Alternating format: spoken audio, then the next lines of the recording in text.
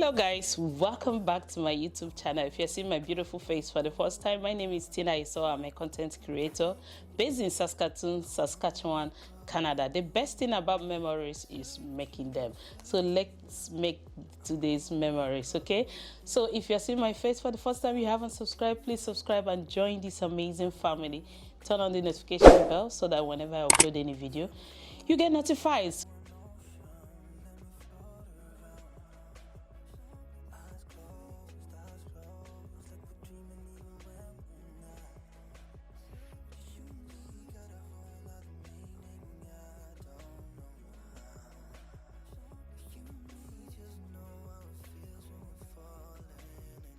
So today's content is all about some of the things that surprised me when I got to Canada, or should we say my culture shock, some of the ones that I haven't shared here, that I haven't mentioned. So we're going to be talking about it. If you are in Canada and you can relate to some of them or all of them, please do let me know in the comment section. And if you are yet to arrive here, kudos. Here you have it firsthand, so be prepared as well, as I'm going to be talking about it. Of course, the number one I will be talking about is the climate, okay? So here, prior to coming to Canada, it's like all weather. Everywhere in Canada is snow. There is no space to step your foot, you know, but that is not obtainable here. In my home country, we just know two seasons. We know the rainy season and the dry season, but on here they have 4 different seasons. They have the autumn, fall, summer and winter. Okay, so during the winter is very dark. So since we're talking about the climate, when I got here, I think that was in April, May, everywhere kind of they have longer days and shorter nights. At 9:30 p.m. everywhere is still bright as 5 p.m. And sometimes when I tell my kids go to bed, they say, hell no, mommy, it's not dark yet, you know, because they have longer days. But during the winter, like now it's 5 p.m. I'm making this video around 5 p.m. Everywhere is already dark. So we have darker days, as in longer nights and shorter days. Then autumn and of course summer. So just have that at the back of your mind. And while at it, I came to Canada with umbrella. In fact, I have umbrella here, but since I came here, almost we are heading to 21 months in Canada, and I've never had reason to use it. And I was asking, does it mean it doesn't rain here? It actually rains, but it's not like rain that you have to carry umbrella. You just be seeing it, you know. It's not like busy rain like we have back home in Nigeria. When I say back home, I'm from Nigeria, I'm making reference to Nigeria, okay? So, and during summer, if you carry umbrella, people will be looking at you. Is this person okay? Hello. This vitamin that we have been longing for, is it that you don't want it? Is it that, what are you trying to avoid? So it's not common to see people carry umbrella here. So if it's one of the things you want to come with, you have to think it twice if there will be need for it. Rather, instead of using umbrella, what I know that they usually do is to wear sunscreen, like sunscreen creams, or those sunscreen shades. Can be Google your shades, and of course the cream. They are good business during summer here. Even in daycare, schools, they will tell you, please put your child's sunscreen in the bag so that they protect the skin, but not to have the vitamin. I don't know if you understand what I mean. So the next thing we'll be talking about is the time zones in Canada. Before I came here, I know they have a different time, but I didn't in my head I know of GMT +1 in back home in Nigeria, but I didn't know that they could have, in one country, they could have more than one. So when I got here, I think we arrived at 3 p.m. and a friend of mine was telling me at the airport that in Saskatoon now it's 1 p.m. I was like, how? So come on. Just have it in the back of your mind. That's why they emphasize on time. Whenever you are having an appointment with someone, they will say, is it EST? They have EST, that's Eastern Standard Time. They have Mountain MST. They have Central. They have PST. Is there another one? Guys, remind me if I'm forgetting anyone. EST, MST, CST, PST. So they have almost or more than I don't know, either 4 different time zone in one country. So if you want to call somebody in Vancouver now, you have to calculate 7 minus 2 plus 2 before you now say, okay, would this person be at work or asleep before you call.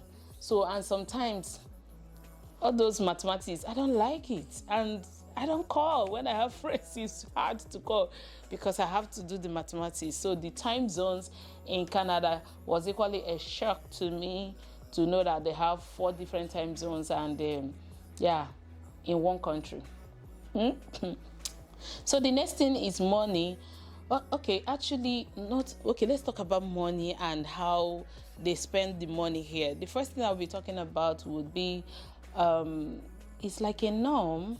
If somebody invites you out, like a party, if someone invites you out either for a birthday, be rest assured you are having your money to pay for your food or for whatever you consume. But I don't think I like that. If you are inviting me for your birthday party, you should be glad or you should be kind enough to provide me with food while I provide you with gifts. Well, that is not obtainable here. It's not as if I'm against it or I'm going to change it, but just to let you know, coming from where I came from, it's a different thing altogether because you invite me for your occasion, I'm coming with gifts, give me food. So what are you giving me if you're inviting me out? So once you are being invited out, you have to either go with gifts and as well pay for your food, hang out with your friends. That is how it's done here. So that was equally a shock to me. So the first time I went out with the ladies, of course, when we finished eating, we were to pay. We already know that, hey, everybody, individual rates, pay your own, I pay my own. So the etiquette of tipping here is what I want to talk about. It's like a norm. You must, in quotes, you must give tip. So the experience I had was actually what told me that, hey, this is what is obtainable in Canada. You have to walk by it.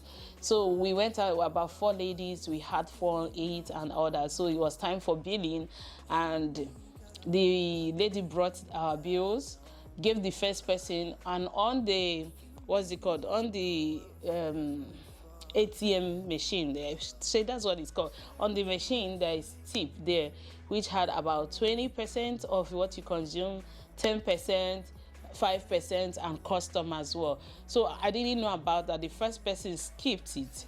The second person, I think, gave about $5. Then it got to me. I was the third person. I skipped it. So the lady was like, is there anything wrong with my services? I said, no. Is there anything wrong with the food? I said, no. I already skipped it. I don't know why. I didn't know why she was asking. So when it got to the fourth person, she skipped it as well. She frowned. Immediately she frowned. So the second person, that is the only person that gave her tip, was now telling us that she's not happy. She's not. So I was like, why? Why is she not? He said, because we didn't give her tip. I said, is it compulsory here? She was now explaining how bartenders and servers, how they make an ends meet, how they make living. More like sometimes they could be paid as low as $12-13, but with the tips they get on regular basis, it's like upscaling their income. And I was like, but it's like a norm here. So since then, if you're going out, you want to eat $50, make sure you're adding $5, $2, $3, $4, $5, $10 in there so that you'll be able to tip them and make them happy. It's not as if you don't give, next time they won't serve you, just like, back home. If they know that you used to give tip, next time if you come, all the servers will be running around trying to be the one to serve you in order to get the tip.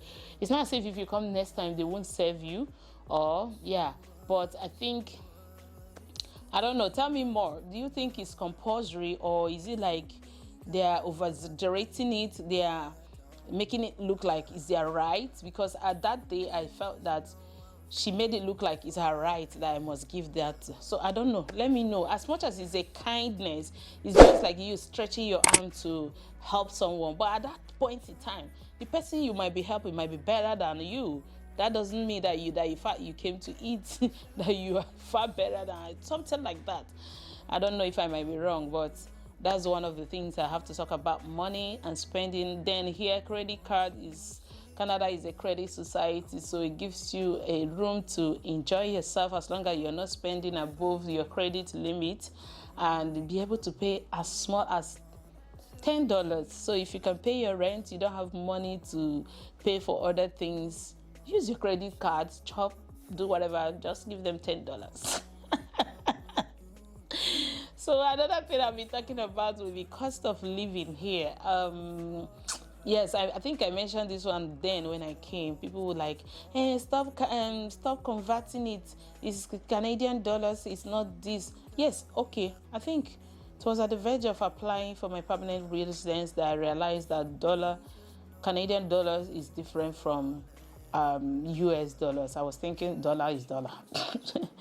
So the cost of living here is the fact that if I go to market with $300 and buy things, and when I come back and look at it, I know very well that if it were to be in my home country, I'll use that same money and buy double or more of the items I purchased, even more organic.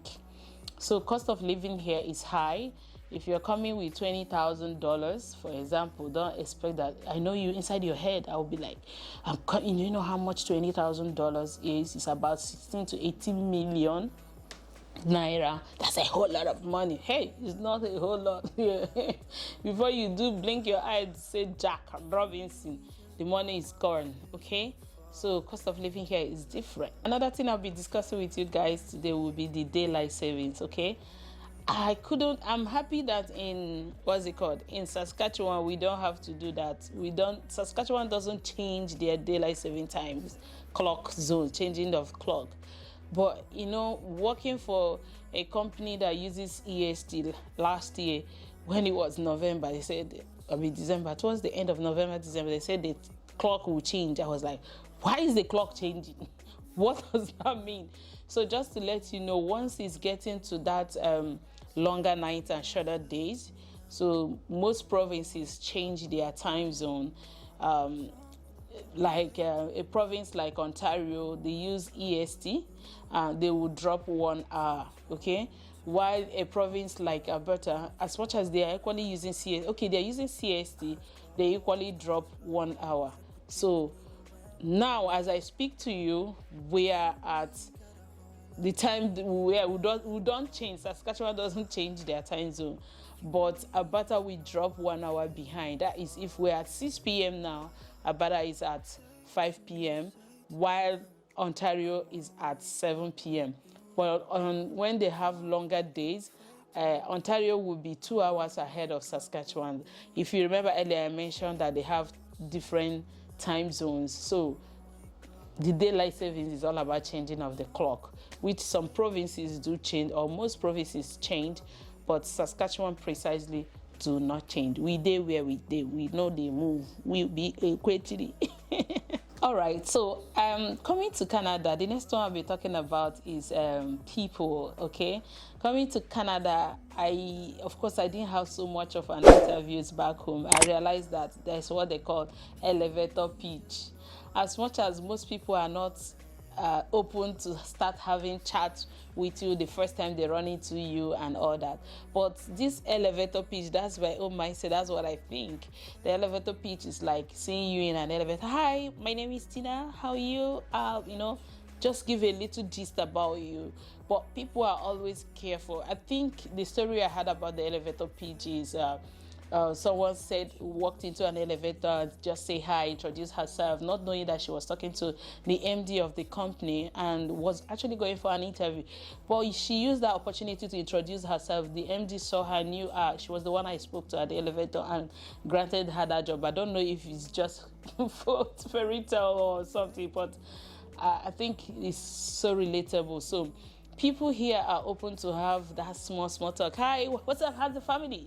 Just just make it small talk, so brief. How are you? Oh, Merry Christmas, enjoy yourself. Oh, that's the end, from clear heart. But where I'm coming from. If I want to gist with you, we have to we have to stand and discuss. But here there is no time to stand, but they're having that small talk, and they're always careful with the words, the things they ask you.